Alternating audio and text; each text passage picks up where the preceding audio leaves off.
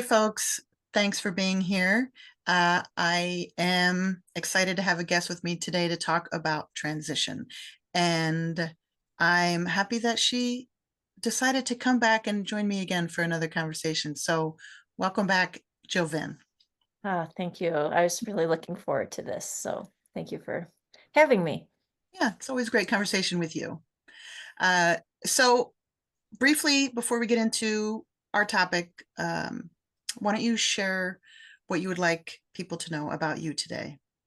Okay. So I've been thinking a little bit about that evolving bio uh, and the reality is I think I was in this and have been in this evolving space is because I'm on a path towards what is my soul aligned like bio, if that makes sense. So right now, I'm still evolving, but I am getting closer since leaving the role of a co-director of a nonprofit. I am moving into coaching. I consider myself a relationship empowerment coach and who uses the adult chair and inner child work and really showing up as my authentic self to support others on their own journeys. Oh, that's an awesome bio. Thank you. Yeah. Mhm. Um, yeah, since we talked last time and we sort of talked about the evolving bio, Mhm. um, I really appreciated that. And I'm I'm now asking guests like, what would you like us to know about you? Instead of, write out a paragraph about you, because like you said, it's always changing. Mhm. And a lot of that is often in our bio we write, our professional things, and that doesn't define us. So anyway, I want to thank you again for bringing to light the evolving bio because I really Well, I really love that whole concept. Because we're well, always evolving. We're never just one mhm, mhm, description. exactly. So Yeah. you mentioned you're leaving the nonprofit, moving into coaching, and that's exactly what I want to talk about today. So, um, can you talk about that recent professional transition, and sort of what initiated it? Yeah. In preparation for this conversation, that's a big question. So I want to uh, so what initiated the shift? The ultimate end is that the organization that I co-founded and co-directed for 10 years, we are not financially sustainable. So that is like easy, the easy answer, right? So laid off in the beginning of August. But for me personally, I think that um, it was really hard. This transition in this, particularly when it comes to it being for financial reasons, and structural and sustainability reasons. It was this moment of um, realization that we're not going to make it as we are today, as we were, and it just it came down like really just flooded me. And what came to me was how I felt responsible for for the current Mm. state of the organization, like fully. It's all me, right? But what that did for me was to help me understand how I show up both personally and professionally. And those are intertwined. And so, what I mean by that is for a couple of years after my colleague, who I co-founded the organization with, passed away, I was lost. I mean, like really lost. Because we had done everything together. I mean, I can't I didn't I knew at the time, like, how unique our relationship was, but like what an incredible gift we had in the way we communicated openly and navigated and moved forward and had fun doing it and did a lot of work. And it was just, it was just really meaningful work. And when he passed away, um, our board, myself, other team members, we didn't pause. We just kept going. And to me that and to, seems like to our board as well, that was a big mistake. Is to you can't continue when you've lost someone so important. Uh, you can't continue in the same ways when you've lost someone so important to the organization, and someone not just important to the organization, but to the people who are part of the organization. I mean, he was my best friend. And so, and the people on the board and other team members loved him, like just deeply loved him. And so at that point, um, just felt lost in grief, but not really understanding that. And I think honestly, Trish, we talk about the chairs. I think my adolescent just kind of took over, right? Help with survival Mhm. and in a beautiful way, right? That's I have so much gratitude, but keeping busy is also what I've learned for myself, a trauma response. Mm. Mhm. And so through this process, I felt like I've got to keep busy. I got to keep doing. I got to keep building. I got to keep creating. When instead, from an adult place, slow down, be grounded, gain perspective. We don't have to be in a rush. We can figure this out. What are the things we focus on? And so there are just, and that was probably the final piece of what led to the organization, now being a volunteer board run organization that's figuring out, are they going to restructure or are they going to dissolve? Um, but that's a long answer to a response to your question, but I don't think there's um, one thing that led to me being in the place that I am now. Um, Yeah.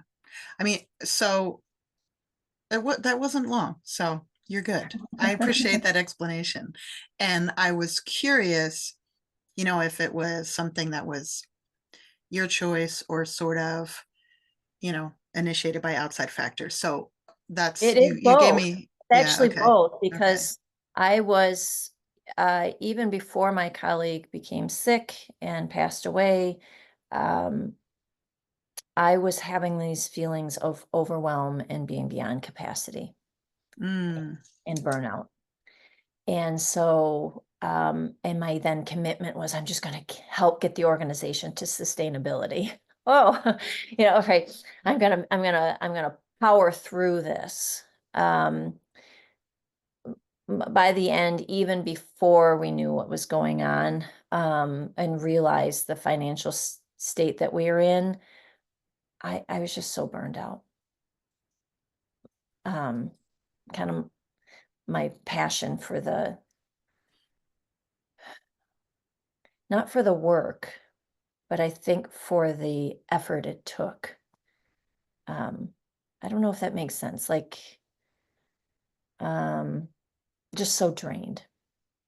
Sure. And it's not about the people, it's not about the mission, it's not about anything except for me in my state in that moment, trying to take on more than what was my responsibility, right? And not knowing any different, because that's a pattern I Mhm. I have taken on. And then when I say that there's this personal piece that it was showing up in the professional, is that that's some of the things I realized, uh, was how much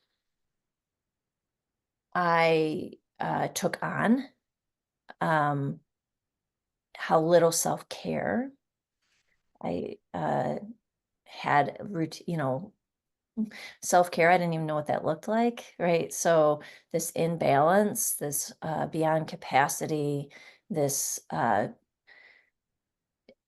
doing for others at the expense of doing for me, um, and not clarity in the direction. So, Well, so it kind of sounds like you were really ready for a shift. So it almost feels like maybe this was divine timing. And was your response to it kind of like, okay, yeah, this feels right? Or was there also some like, shock and um, both. you know, Complex people, I mean, that's a great question. Yes, yes, and yes. yes, and yeah. Shock, 100%, because we were on a we were getting more focused. We were getting to where we needed to be, and we ran out of time. Mm, Um, and, um, and relief. But I didn't want the organization. I I want it to continue. There's people that are benefiting from it. So, but for me personally, it was a relief. So, yeah, yeah, things just bubbled, when we there's so many things in our lives that we're not aware of, and they circumstances come about, and you're like, oh, this has been bubbling under the surface for a long time, and that's what it felt like. But from definitely relief. yeah, yeah, I could see that. Um, so then, I mean, and you start to talk about this a little bit, but once you have the news and you've accepted it, then sort of the transition process starts, right? Mhm. So how how has this also been a personal transition? Because obviously it was a professional transition because this was your work, your day-to-day work for over 10 years, right? Mhm. With this organization. Yeah. So it was obviously a professional shift, but now there's also so in what ways was it also or is it still a personal transformation? Y- Yeah, you're right. You're exactly right. It's professional shift, but the personal transformation actually is my work at this point. Mm, It's is understanding um uh, understand detaching from specific narratives I was having about failure, about responsibility, about blame, right? So, and those, as someone who has had a really strong inner critic, um, I did navigate a lot through this process. As much relief as I felt, it was it was very difficult um, to navigate this. So what's happened though is that I have been able to I don't know, probably for the first time in my life, really slowed down. And slowing down for someone who didn't understand their inherent worth can be very difficult. And so my work has been internal. It's been this internal work to shift mindset, to rewire, honestly, Trish, like rewire the ways that I show up. And I'm someone who's been on a journey of growth. And so this is just, it's like people talk about 10xing your things in life. This is like 10xing self-care, my understanding of self, my rewiring, all these really important pieces of growth that I guess I didn't even realize how much work I still had um, the opportunity to do. So, um, showing up, and also the reality that a majority of my work is connected to nervous system work and safety. And um, that's been very significant for me. And how much the adult chair, um, I just graduated as a master certified coach in the adult chair model. And this, the master's program allowed me to go even deeper in my own healing and support so that I can be more available for the clients and I don't know, whoever comes into my life, if future people who are in my life. Um, and so yeah, I'm just, I sit in so much gratitude, honestly, um, to be able to be in this moment right here, talking to you and feeling safe in who I am.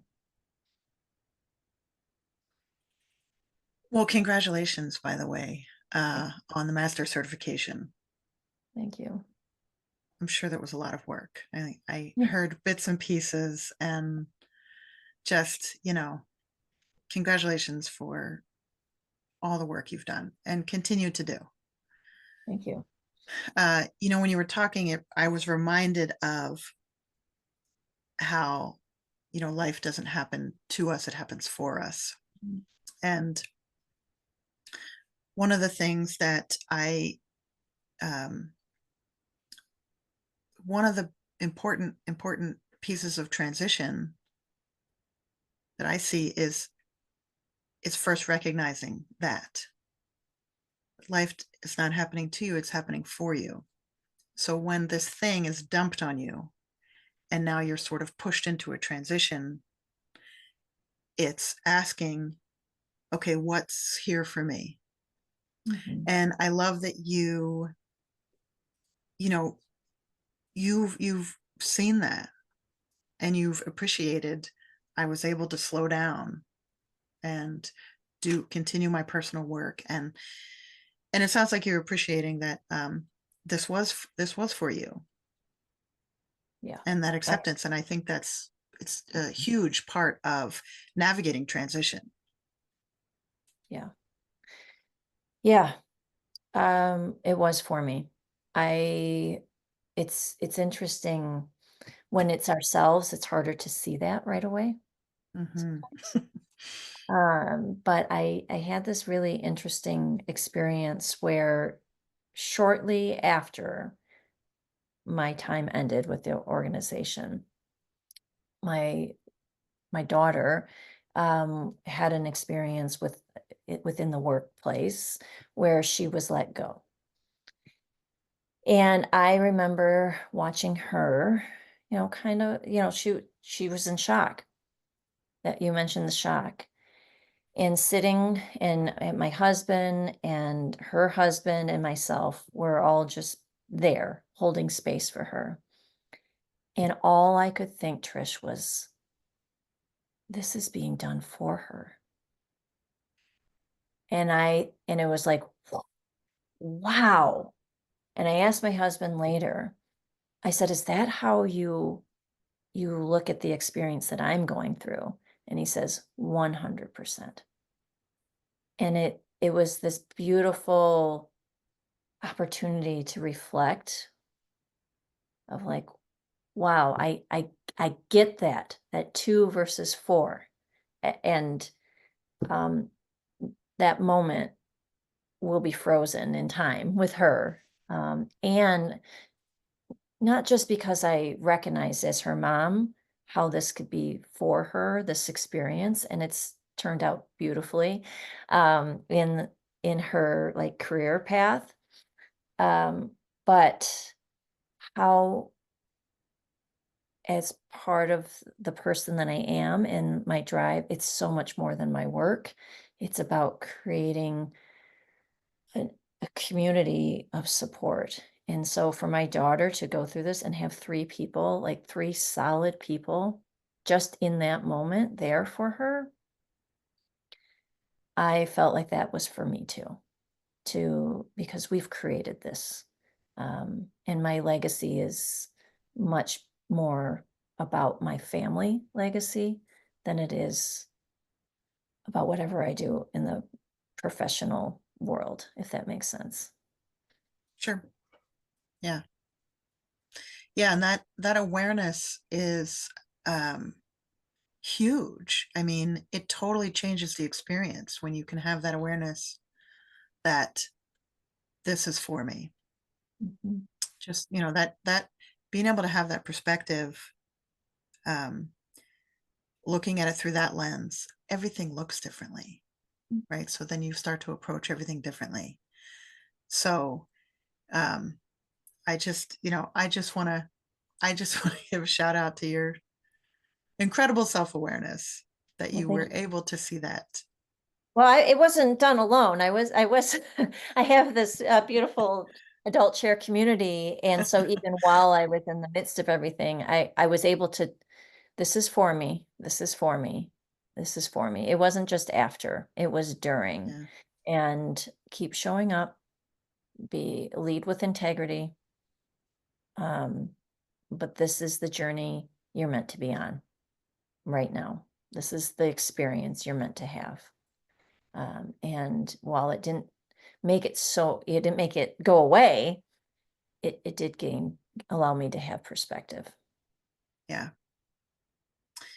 Yeah. So one of the things that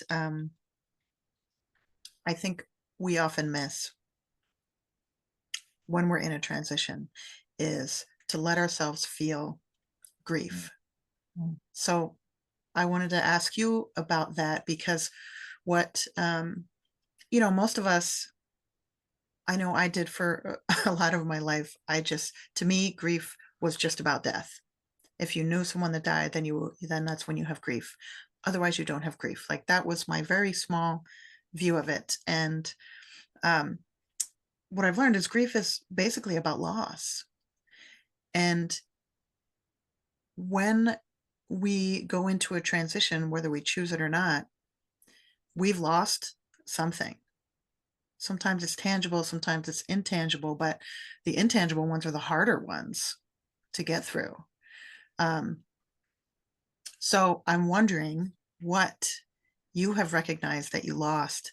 And, did you let yourself just feel that and be sad about it? yeah. Thank you for bringing this awareness up to your listeners as well. It's so important to acknowledge that change is loss. We're changing all the time. There are opportunities to experience loss on such a regular basis. And Hmm. so at first, someone gave it a term for me. They called it an ego death, actually. Wow. Okay. Yeah. So when you have something that you've built, in this case, uh, i- i- with the organization, and your identity is wrapped up into that. When that goes away, well, my ego, I mean, I'm not kidding. I had pain in my, like, what is it, third chakra, right? Like, just like, wow. Like, it got to this question of who am I, which I had already been asking, but who am I when you take away this title or this thing or this organization that you've been part of? And so, and what is my value? And do I have value if I'm not doing this? So, or if I'm not doing, on plain and simple, right? So, Hmm. so first recognizing for me that this was a thing. This was a thing that lots of people go through, and it rung true for me personally about that ego. Um, and so that's where my work started. And then I yes, 100%. There's loss connected to this transition. I don't know that I I pulled up the stages of grief. I mean, grief is a big part of my life. I mean, this is part of my story of grief um, connected to the loss of my father very young, and how that somehow connected to like lots of that inner critic and perfectionism and protection and in all these ways that I showed up in the world. So I'm hoping, I believe I'm navigating loss differently than I used to. Within this time frame, my stepfather also passed away. So I had like human loss, and I don't know what we call this organizational professional loss. So it's hard to disentangle all these, but I have denial, like, so I pulled up just like, I'm going to read them. Denial, this feeling of shock, disbelief, panic, and confusion. 100%. I mean, I don't think I called it denial, but I was shocked. Mhm. I was in shock. Anger, feelings, and behaviors such as blaming yourself or blaming others. Yes. Check and check, right? Bargaining, feelings of guilt, often raising questions like, if I had only done more. Oh my gosh, the looping thoughts, the looping. I mean, my husband and I went on a bike ride. It was about a 50-mile bike ride. I think 40 of those miles. I was like, what could I have done? What loop and loop? And I would try and look at nature. I try and focus on, it was so hard for me to get out of that.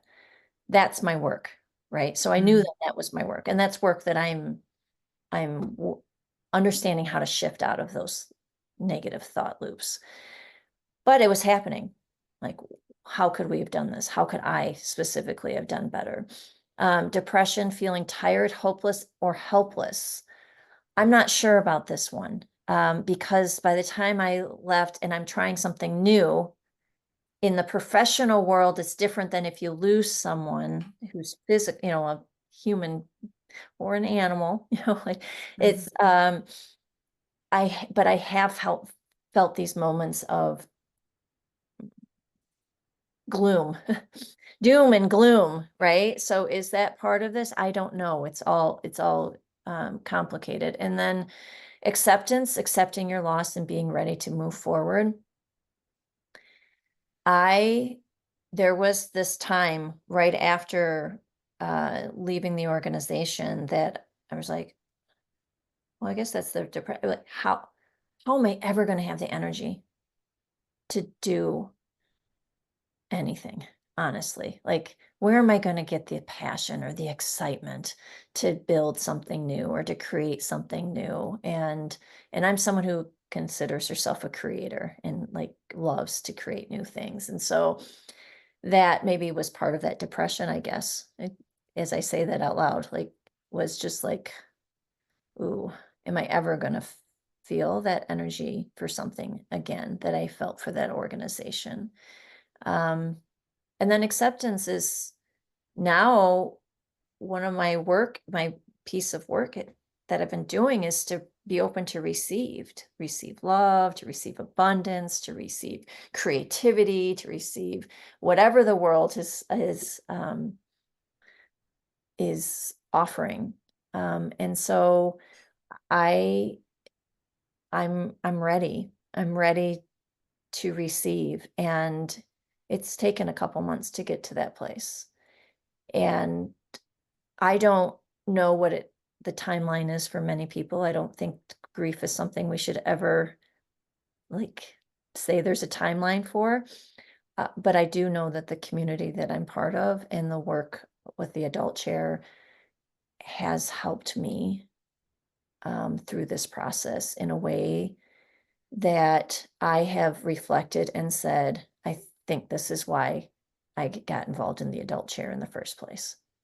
In some ways, it's like it was preparing me because I would say yes to the adult chair, like the certification and the master certification. And it was like I was drawn, kept being drawn.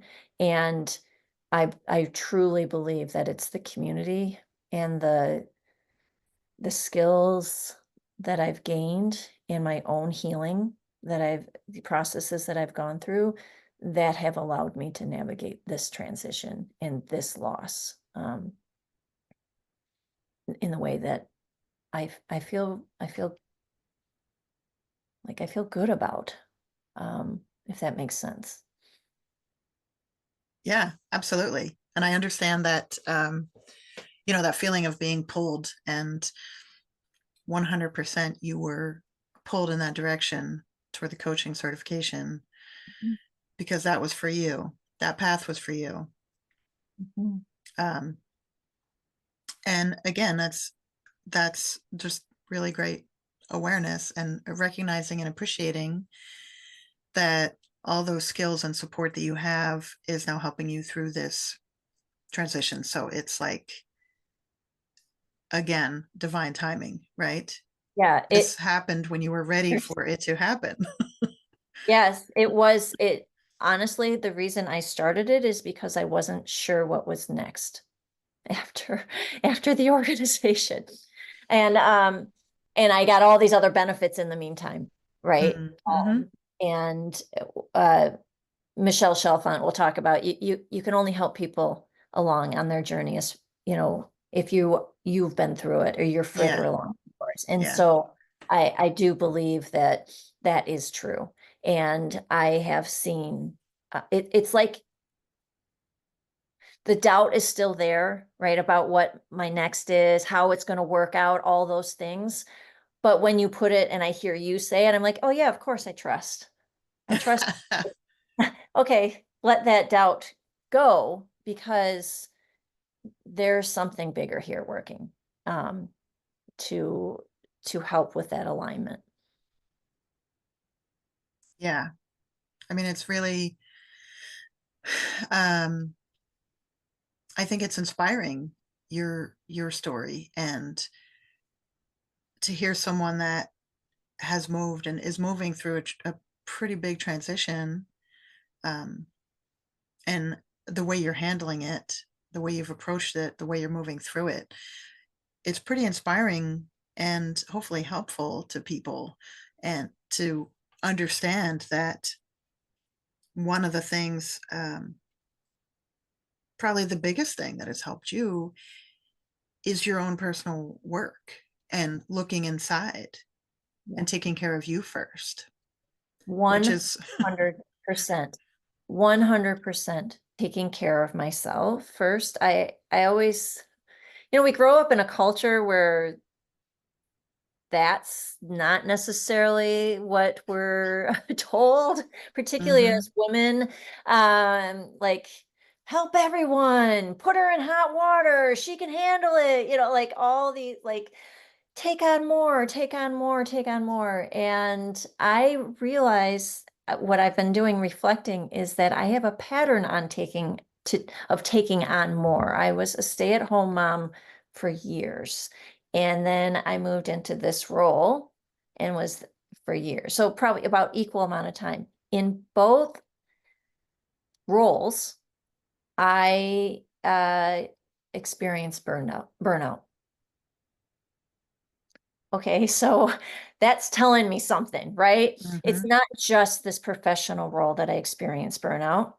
It was in this beautiful role as a stay-at-home mom. I was experiencing burnout as well. And so what I want to do and my goal is to help other parents understand how important and how it's like the best gift you can give to your family is to get the support for yourself. So I have realized this, and people don't have it take this long to realize it, right? Like can pass this on to my own kids now, and anyone I support whose children may be struggling. I mean, that's really like if we see outside of us struggle, I tend to believe that it's best to start looking inside of us because we're creating this culture of support. And as parents, who have children who are, I mean, let's be real, it's really difficult to be a child. I mean, we hear it all the time. Like there are so much going on for children, and the mental health crisis is real. And so for me, the reason I've always been motivated to on my own personal well-being growth journey, but it was when my own children were struggling for reasons that may have been related to bullying in school or personal, like just feeling like um, emotions were so big and don't know what to do with these, that I realized that it was my work. It's my work to do, because the more solid I am as a parent, the more available I am for my children. And I have witnessed again and again that as I shift, so do the relationships around me. And I'm really proud. Like when I reflect now in these last couple months out of the traditional professional space, I am just so proud of our kids and our family and the ways that we show up for each other. And I didn't know that was going to be the case, but I held that vision of it a long time ago.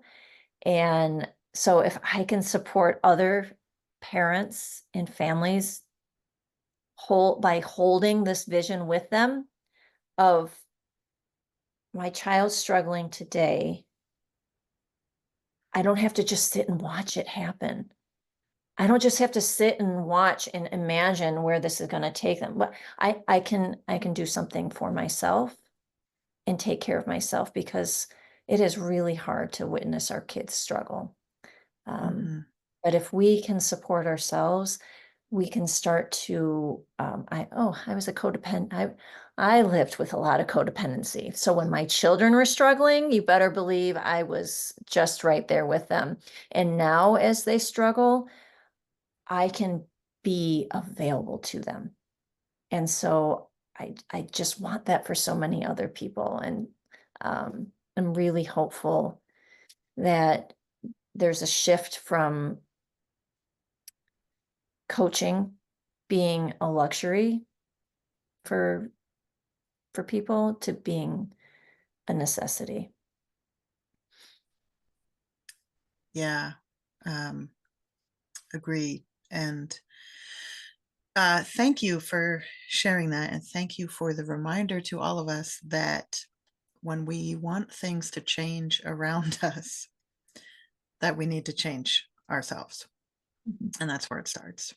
Mhm. And I always need that reminder. I think we all need that reminder. So thank you for bringing that up. Um, that's And it always a and it really doesn't important have to one. be like, well, that's what I love about the adult chair and the model, is that it's not like you have to, it doesn't have to be so heavy. Mhm. I don't know if that's the same for you, but the adult chair to me creates this way of addressing really deep subconscious beliefs in a way that is quick. It helps you feel lighter. It can be enjoyable. I mean, it's just like it's a whole different way of experiencing mental health care. Yeah. Yeah. I totally agree. Um, we don't need to be in, and clients don't need to be in sessions for years and years. Mhm. Like I'm grateful to have learned these tools to be able to help people and myself Mhm. to move through some of these things pretty quickly. And I have a couple more questions, but before I forget, Who said that? Who said that? Who said that? Who said that? Who said that? Who said that? Who said that? This is very near and dear to my heart, and I'm going to show for those of listening and not watching, I'm going to show a framed piece of art. So when my colleague, who I co-founded, and my really close friend, was home with hospice care, I happened to go into a store, and I found, I just knew this, anyways, I bought this for him with the intention that he would give it back to me, that he would breathe his life and his love into it. And so I framed it just in the last couple months. And he passed away about a year and a half. So it is the A.A. Milne quote. So Winnie the Pooh, and it's this: if there is a tomorrow when we're not together, there is something you must always remember. You are braver than you believe, stronger than you seem, and smarter than you think. But the most important thing is, even if we're apart, I'll always be with you. Wow. That's so beautiful. And thank you for sharing that story. I mean, Yeah. just the whole story around the quote you shared is amazing and moving. Thank you. And for me, because I mentioned that grief and loss has been part of my life, this represents both. It's like a cheerleading for me, but it's also this reminder that not just my friend, but my father and others who have passed away already, are here with me. And that's something that I haven't always understood. Hmm. Yeah, so you have that reminder hanging for you to Yep. for you to look at whenever you need it. Yep. Awesome. I love it. So you mentioned already a couple times support. So I want to ask a little bit more about support because it's one of the things I think is super important in transition. And again, as women, I think one of the things we learn is also that we have to figure it out on our own and we have to do it on our own. And we grow up not asking for help because that's a foreign concept or it's terrifying or both. Or if we think if we ask for help, then we're showing our weakness and we need to be strong enough to do it on our own. Right. I mean, I'm one of the people who spent most of my life not asking for help and then struggling and then being pretty upset about my struggle, but still like refusing to ask for help. So I like to talk about support, especially in transition, because um, it's it makes all the difference. Having whether it's one person or 10 people, it doesn't matter. Like community is there's no number on it, but the power of it is immeasurable. So talk about the support you had and how that really, you know, helped you through it or is helping you through it. Yes, I'll start briefly with the board of directors for the organization. They came to the table in a beautiful and really unexpected way, like showing support that also led into like such gratitude, right? Such gratitude that the care that they were taking for the organization in a difficult time, which was also then part of that anger of like, why didn't we have this before now? Right. So that's intertwined. But ultimately, at the end of the day, I have so much gratitude for the ways in which they navigated and are continuing to navigate a very difficult thing with care for the people who are impacted by the current state of the organization. So that's a lot of integrity, and I have a lot of appreciation for them. My family and friends, when I was in that stage, particularly of like whole shock and blame of myself, they they were just this great reflection of 10 years of really incredible work took place, right? Like, that's a big deal.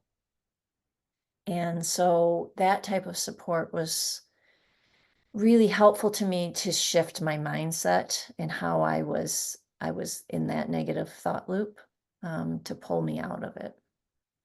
Um, and as I navigate self-doubt about what's next, which is common, right, in transition, and fear of the unknown and change, and all of these negative feeling states that come up, they've been very patient and supportive, and also, when I haven't always felt trust in the future, just like you reflected a little bit today, they have done that as well.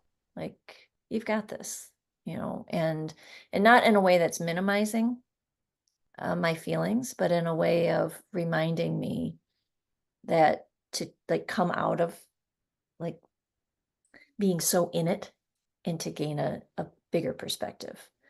Um, and then honestly, I believe the biggest source of support has been learning to support myself and turning inward. And not to say that this isn't about not receiving help, actually, which seems counter, but self care, to support myself through self care, to support myself through, wow, journaling or meditating or exercise or being out in nature or whatever. So showing up for myself in a way that I have never shown up for myself before.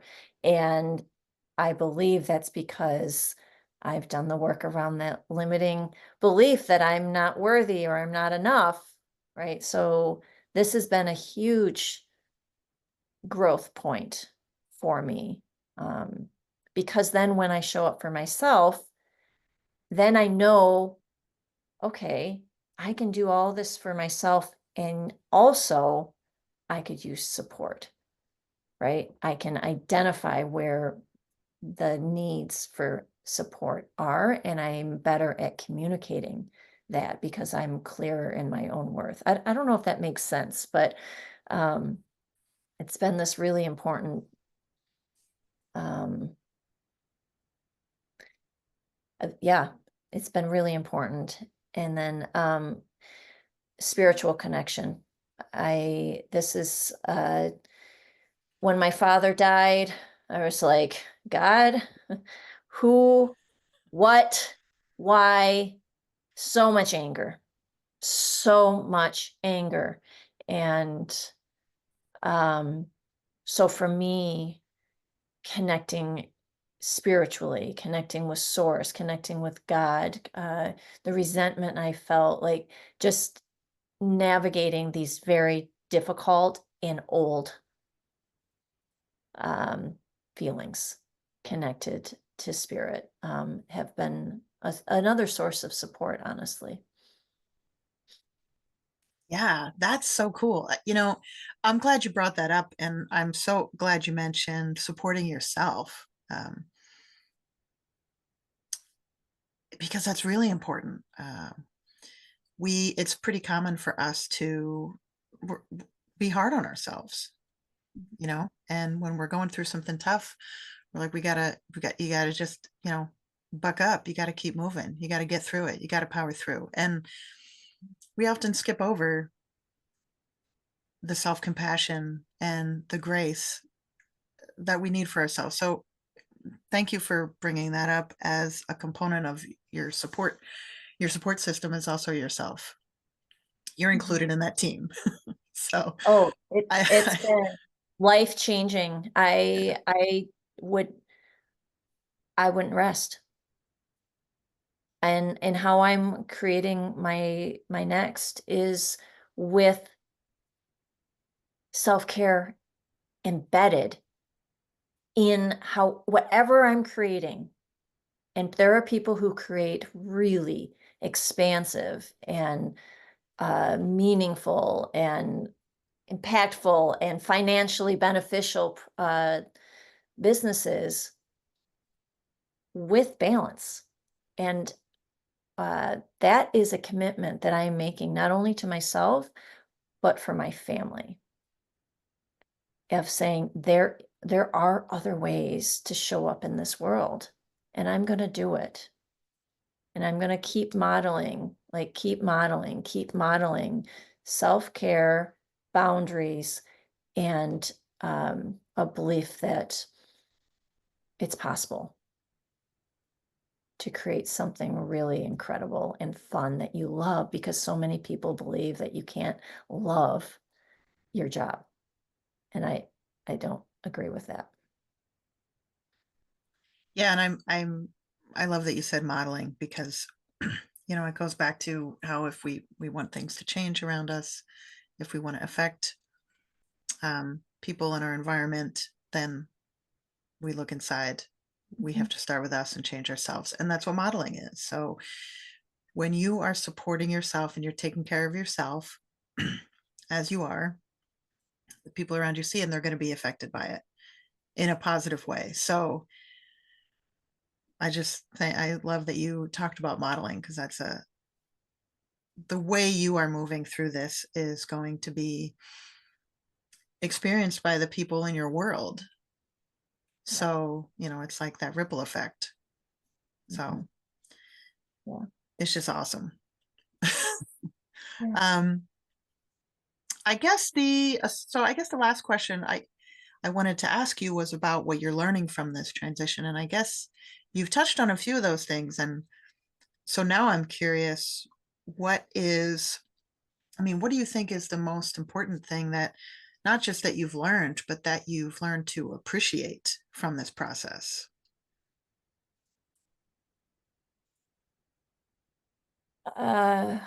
What I have learned to appreciate, I've learned to have gratitude for where I am in my life, and to slow down.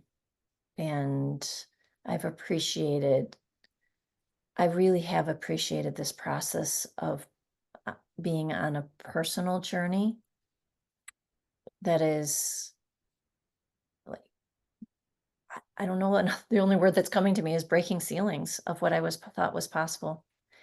Yeah. And that's really exciting, and it's happening because I'm doing the internal work. I'm doing the nervous system work. I'm actively rewiring how I show up. I mean, I am to the place where I have, yes, I have a ways. We always are going to be working, always going to, I mean, and I'm going to take the word working out of my vocabulary. um, I'm showing up in a way that is healthier for me. So if I wake up, yesterday, for example, I woke up yesterday, I got right into something and I thought, whoa, what's going on? I'm getting this icky, negative thought, oh, something's, this could set my whole day off into this negative place. And in the past, I would have just been like, oh, just deal with it, move on. No, and now I'm like, okay, I'm gonna go outside. I'm gonna take a walk. I'm gonna do self-affirmations. I'm gonna listen to affirmations. I'm gonna journal. I'm gonna pick something to shift out of that state, because I have been very comfortable in these negative states, and I want to get very comfortable being in the positive states. And so for me, I am learning that it's possible to rewire how I show up in the world. And that is, it takes commitment, and it takes intentionality. But wow, what's possible as we do this work is there is no ceiling, if that makes sense. It just, so I'm just really excited about that. And I don't think I would have learned that if it weren't for this happening for me. Yeah, that's awesome. I love the phrase rewiring how you show up in the world. I love that. Thank you for that. Mhm. I want to put it on a t-shirt. Rewire how you show up in the world. Yeah, it is wild. It is wild. Um, but it's beautiful. It's beautiful work. Not Yeah, work. It's beautiful. it's beautiful. It's beautiful practice. It's Practice. yeah, but yeah. Um, awesome. Well, so you're taking new clients. So Yes. tell us how to find you. Yes. You can go to jillvyn.com, and I'm also on social media, Instagram primarily, Jill Vyn as well. And Yeah. I'm open to receive. And if anything I've shared resonates with someone, I like to connect to make sure there's a fit initially. So you can go to my website and sign up for a 30-minute meet and greet. Thank you. And I've been really enjoying your social media content. So I suggest everyone go follow Jill because she posts really lovely videos and you're just you're a light, you're a bright spot in the world. So thank you. Thank you, Trish. That means a lot to me. Yeah, appreciate you. Yeah. Thank you again for taking the time to hang out and chat with me. I know it won't be the last. Good. I'll take you up on There's always more. There's always more to talk about. All right, well, I'll wrap it up for today then. And to everyone listening or watching, you are enough just as you are, and you are loved. Make a great day.